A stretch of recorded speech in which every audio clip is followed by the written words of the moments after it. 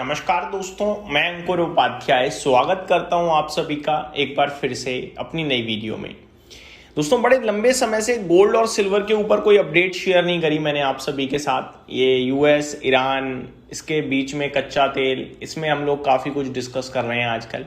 Important यही है, हम सभी को यही समझना चाहिए। लेकिन एक बड़े लेवल पे जो इन्वेस्टर्स हैं वो गोल्ड और सिल्वर में इन्वेस्टेड हैं एंड अब उन्हें ना कोई कुछ मिल नहीं रहा। दे आर गेटिंग फ्रस्ट्रेटेड, वो परेशान ज्यादा हो रहे हैं क्योंकि मूवमेंट आता नहीं है। थोड़ा बहुत ऊपर चलता है, वापस गिर जाता है। अच्छा, अभी क्या है, एक उनका लॉजिक काम नहीं कर रहा कि यार यूएस ईरान का विवाद है, टेंशन का माहौल है, टेंशन के माहौल में गोल्ड और सिल्वर स्पाइक करने चाहिए, बट गिर रहे हैं तो उल्टा।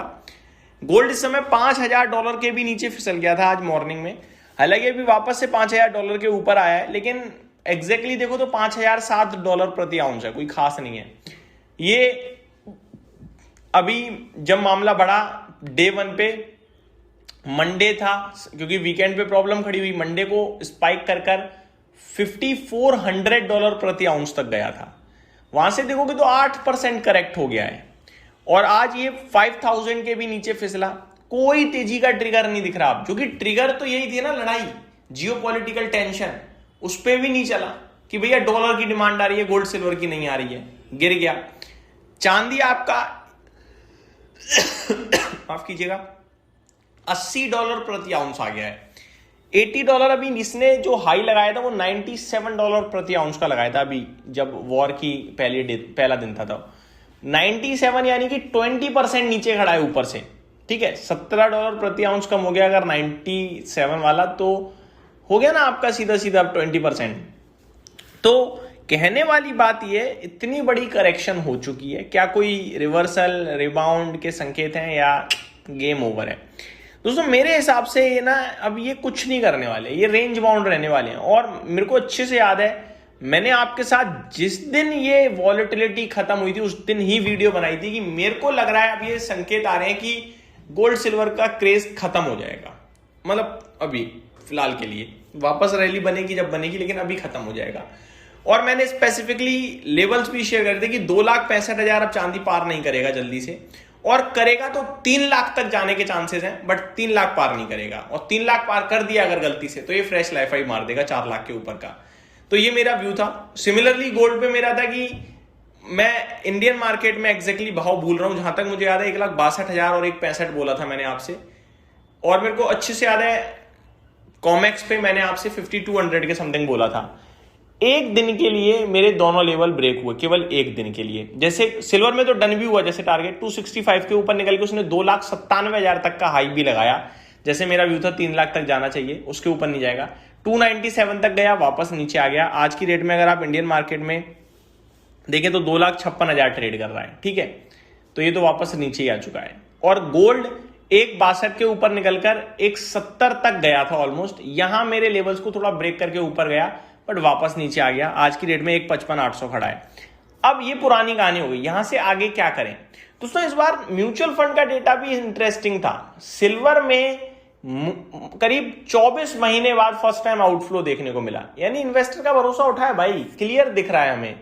पैसा नहीं बनाया चांदी ने, पैसा तोड़ा, इन्वेस्टर ने पैसा विड्रॉ मारा है, ये क्लियर दिख रहा है हमें।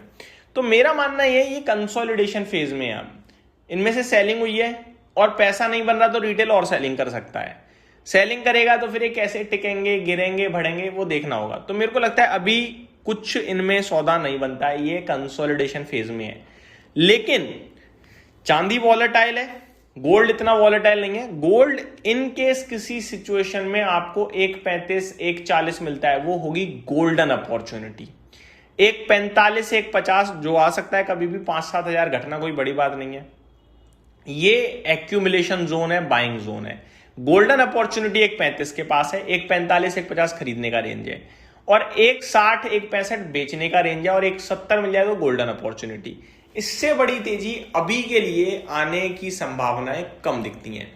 अच्छी चीज क्या है, स्टिल चाइना खरीद रहा है, बड़े लेवल पे खरीद रहा है। ठीक है, अच्छी चीज ये है कि गोल्ड के रिजर्व्स किसी ने बेचे नहीं है। अच्छी चीज ये है कि शायद ये अब ये इन भाव पे सेटल हो गए। पहले क्या था, स्पाइक करके आया था तो एक गिरावट का डर था, गिरा भी उठा भी, गिरा भी उठा भी, सेटल हो चुका है। अब ज्यादा बड़ी डिप नहीं दिखती है। सिमिलरली चांदी में ज्यादा बड़ी डिप नहीं दिखती है। अब ईटीएफ इन्वेस्टर्स परेशान है। अब देखो, आपने बहुत मोटा पैसा देख लिया बनते हुए, अब आपको आदत पड़ गई है वही बनने की, रोज 3% भागे, 10% भागे, वो तो नहीं हो सकता भाई। आजकल गिरावट चल रही है, झेलो। पहले आपकी बाइंग ज्यादा, गोल्ड बढ़ता था 1%, ईटीएफ बढ़ रहा है 2%, क्यों? बाइंग की वजह से। अब वो बाइंग गायब हो गई है, सेलिंग है। तो सिल्वर अगर 1% गिर रहा है तो ईटीएफ 2% गिर रहा है। आज ईटीएफ के दाम करीब 4.5%, 5% घटे हैं सिल्वर के, और गोल्ड करीब 2.5% समथिंग नीचे बंद हुआ है ईटीएफ पे। जिसमें एक्चुअली में देखूं मैं तो गोल्ड 1.25% अभी नीचे है, और सिल्वर तो केवल 1% नीचे है। जिसमें अगर मैं डेलो देखूं तो रिकवर हुआ है। डेलो 2,46,000 का है, और अभी 256 ट्रेड कर रहा है, 10,000 रिकवर हुआ है देखा जाए तो। बट मेरा मानना यह है कि ज्यादा इसमें अभी कोई बाइंग या सेलिंग नहीं बनती। अभी ये शांत पड़े हैं, इन्हें आप अवॉइड कर सकते हो। देखो, बेचने में गोल्ड सिल्वर मैं कहूँगा मैं एक दिन गलत पड़ जाऊंगा, लेकिन मैं करंट सिचुएशन में इंटरेस्टेड नहीं हूँ बिल्कुल भी। मेरा लेवल है, वो लेवल डिस्कस कर दिया मैंने कि नीचे कहाँ पे मेरे को अच्छा लगता है। गोल्ड सिल्वर में तो मेरे को कोई लेवल दिखता ही नहीं अभी। हाँ, ये जरूर है कि 2,30,000, 2,20,000 एक स्ट्रॉन्ग सपोर्ट के रूप में काम कर रहे हैं, और 3 लाख रेजिस्टेंस के रूप में काम करेगा। 2,65 पहला लेवल है जो रेजिस्टेंस के रूप में काम कर सकता है। ये मेरी तरफ से अपडेट थी। Thank you so much for watching this video. Have a great day guys.